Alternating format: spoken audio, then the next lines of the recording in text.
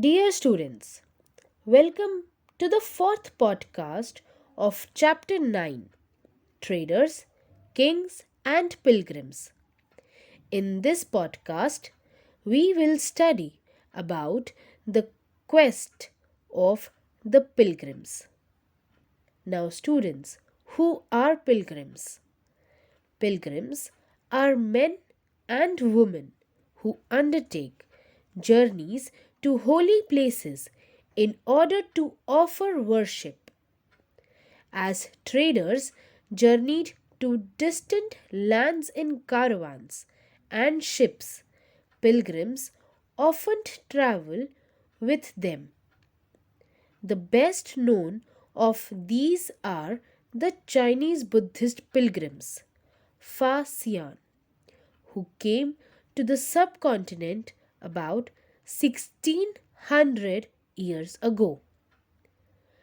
Shao Zhang, who came around 1400 years ago, and I Qing, who came about 50 years after Xuanzang.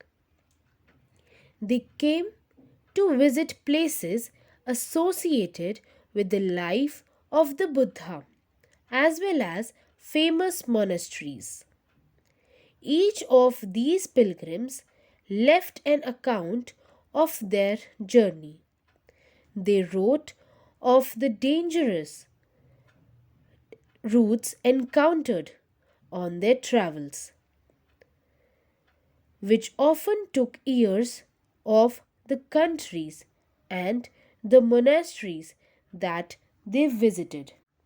Shanzang, who took the land route back to China through the northwest and central Asia, carried back with him statues of the Buddha made of gold, silver, and sandalwood, and over 1600 manuscripts loaded on the backs of 20 horses.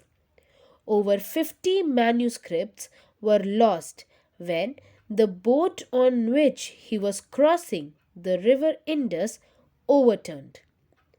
He spent the rest of his life translating the remaining manuscripts from Sanskrit to Chinese. Shanzang and other pilgrims spent time studying in Nalanda, the most famous Buddhist monastery of that period. Dear students, now the next topic is the beginning of Bhakti. This was also the time when the worship of certain deities, which became a central feature of later Hinduism, gained importance. These deities included Shiva, Vishnu, and goddesses such as Durga.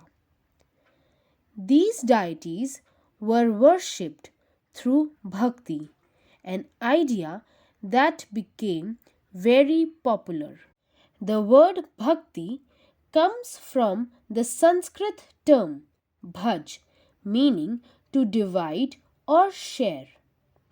This is a two-way relationship between the deity and the devotee. Bhakti is generally understood as a person's devotion to his or her chosen deity. Anybody, whether rich or poor, belonging to the so called high or low castes, man or woman, could follow the path of bhakti. The idea of bhakti is present in the Bhagavad-Gita, a sacred book of the Hindus, which is included in the Mahabharata.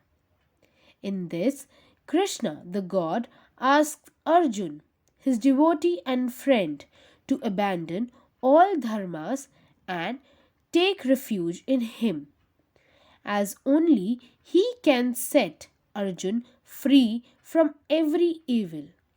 This form of worship gradually spread to different parts of the country. Those who followed the system of bhakti emphasized devotion and individual worship of a god or goddesses rather than the performance of elaborate sacrifices. According to this system of belief, if a devotee worships the chosen deity with a pure heart, the deity will appear in the form in which he or she may desire. The deity could be thought of as a human being, lion, tree, or any other form. Once this idea gained acceptance, artists made beautiful images of these deities. Because the deities were special, these images of the deity were often placed within special homes that we describe as temples. Bhakti inspired some of the best expressions in art, sculpture, poetry, and architecture.